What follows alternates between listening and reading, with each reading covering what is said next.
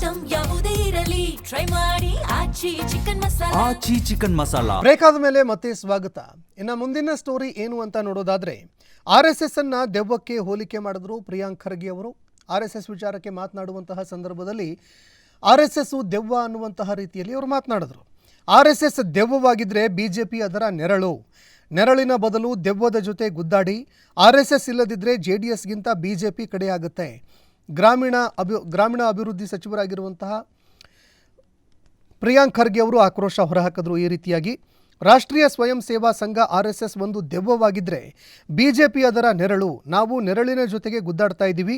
ದೆವ್ವದ ಜೊತೆಯಲ್ಲಿ ನಾವು ಗುದ್ದಾಡಿದ್ರೆ ಇಡೀ ದೇಶ ಉದ್ಧಾರ ಆಗುತ್ತೆ ಅಂತ ಗ್ರಾಮೀಣಾಭಿವೃದ್ಧಿ ಸಚಿವ ಪ್ರಿಯಾಂಕ್ ಖರ್ಗೆ ಅವರು ಹೇಳಿದ್ರು. RSS ಈ ಹಿಂದೆ ಅಕ್ರಮ ಹಣ ವರ್ಗಾವಣೆ ದಂಧೆ, ಮನಿ ಲಾಂಡ್ರಿಂಗ್ ಇದೆ ಅಂತ ಗಂಭೀರವಾಗಿ ಆರೋಪ ಕೂಡ ಮಾಡಿದ್ದಾರೆ. ಭಾನುವಾರ ನಗರದ ಗಾಂಧಿ ಭವನ ಸಭಾಂಗಣದಲ್ಲಿ ನಡೆದಂತಹ ಕಾರ್ಯಕ್ರಮದಲ್ಲಿ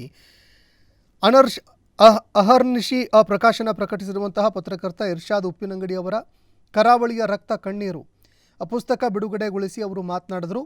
ನಾನು ಈಗ RSS ಬಗ್ಗೆ ಸ್ವಲ್ಪ ಆಳವಾಗಿ ಅಧ್ಯಯನ ಮಾಡ್ತಾ ಇದ್ದೀನಿ. RSSನವರಿಗೆ ಹಣ ಎಲ್ಲಿಂದ ಬರುತ್ತೆ ಅಂತ ಕೇಳಿದ್ರೆ ಅವರಲ್ಲಿ ಉತ್ತರನೇ ಇಲ್ಲ. RSS ಅನ್ನು ನೋಂದಣಿ ಮಾಡಿಸಬೇಕು ಅಂತ ಹೇಳಿದ್ರೆ ನೋಂದಣಿ ಮಾಡಿಸುವ ಅಗತ್ಯ ಇಲ್ಲ, ನಮ್ಮದು ವ್ಯಕ್ತಿಗಳ ಸಂಸ್ಥೆ ಅಂತ RSSನ ಮುಖ್ಯಸ್ಥ ಭಾಗವತ್ ಅವರು ಹೇಳ್ತಾರೆ ಅಂತ